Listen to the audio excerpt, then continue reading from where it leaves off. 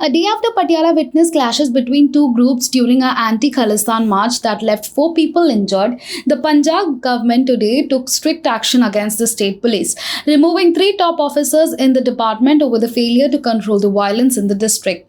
A spokesperson of the Chief Minister's office said Mukwinder Singh Chinna has been appointed as the new IG Patiala range and Deepak Parikh will be the new senior superintendent of police for Patiala, whereas Wazir Singh has been appointed as the new superintendent of police of Patiala.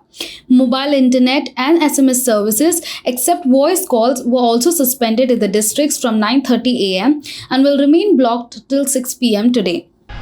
Delhi recorded its second hottest April in 72 years with a monthly average maximum temperature of 40.2 degrees Celsius, even as parts of the country are sweltering in intense heat wave. The furnace-like temperature have led to hours-long blackouts. The city recorded a high of 43.5 degrees Celsius on April 28 and April 29. This was the highest maximum temperature on an April day in Delhi in 12 years. The weather department has issued an orange alert warning people of severe heat wave in many parts of Delhi. Power outages compounded the misery of millions of people wilting in the heat wave across India, with experts blaming climate change for an early onset of roasting summer temperatures. Ukraine's President Volodymyr Zelensky said in a recent interview that Russian troops came very close to capturing him and his family.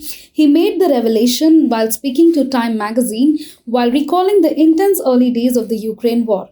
Russian President Vladimir Putin announced the invasion on February 24 and Zelensky recalled from the memories that exist in a fragmented way what happened that day.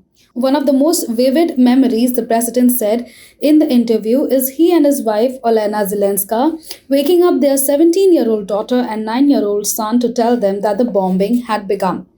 It was loud, there were explosions over there, Zelensky said. Union Minister of State for Ministry of Environment, Forest and Climate Change Ashwini Kumar Chaubey on Friday launched a scathing attack on Maharashtra Chief Minister Uddhav Thackeray by saying that soul of Balasaheb Thackeray would have been hurt over arrest of reciting Hanuman Chalisa.